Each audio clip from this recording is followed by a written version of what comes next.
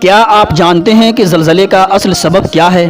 کیا یہ صرف زمین کے نیچے گیس پھٹنے سے ہوتا ہے یا اس کے پیچھے کوئی اور حقیقت بھی ہے؟ آئیے جانتے ہیں اعلیٰ حضرت امام احمد رضا خان بریلوی کی ریسرچ، جو نہ صرف سائنسی بنیاد پر ہے بلکہ قرآن و حدیث سے بھی ثابت ہے۔ کچھ لوگ یہ کہانی سناتے ہیں کہ زمین ایک گائے کی سینگ پر ہے، جب وہ سینگ بدلتی ہے تو زلزلہ آتا ہے۔ اس پر یہ اعتراض ہوتا ہے کہ اگر یہ بات ٹھیک ہے تو زلزلہ پوری دنیا میں ایک ساتھ آنا چاہیے، مگر حقیقت میں ایسا نہیں ہوتا۔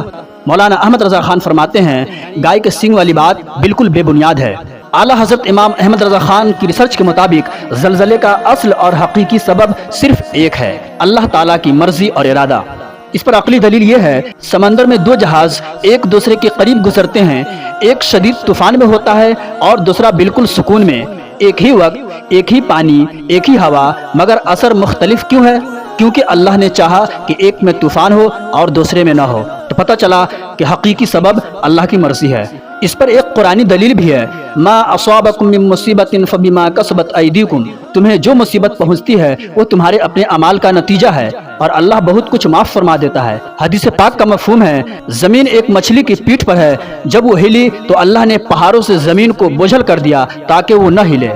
زلزلہ کا ظاہری سبب، اللہ تعالیٰ نے زمین کے نیچے ایک عظیم پہاڑ پیدا کیا ہے جسے قاف کہا جاتا ہے۔ اس کی جڑیں پوری زمین میں ایسے پھیلی ہوئی ہے جیسے درخت کی جڑیں دور دور تک پھیلتی ہیں۔ جب اللہ تعالیٰ زلزلہ لانا چاہتا ہے تو اس پہاڑ کو حکم دیتا ہے اپنے مخصوص حصے کی جڑ کو ہلا دے۔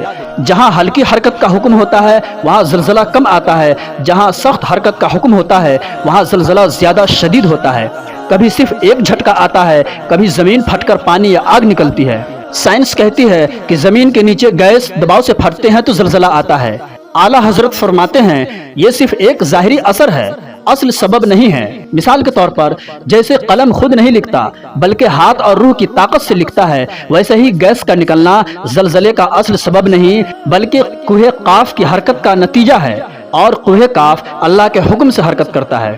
خلاصہ یہ کہ زلزلے کا اصل سبب اللہ کی مرضی اور ارادہ ہے اور بندے کے برے اعمال، اور ظاہری سبب کوہ قاف کے ریشوں کی حرکت ہے اور سینگ بدلنے والی کہانی بے بنیاد ہے۔ اور جو سائنس کہتی ہے کہ گیس پھٹنے سے ہوتا ہے تو یہ اصل سبب نہیں ہے بلکہ اثر ہے۔ یاد رکھیں، زلزلہ ہو یا کوئی اور آفت، سب کچھ اللہ کے حکم سے ہوتا ہے تاکہ انسان گناہوں سے توبہ کرے، عاجزی کرے اور اپنے رب کی طرف رجوع کرے۔ ویڈیو کو لائک اور چینل کو ضرور سبسکرائب کریں۔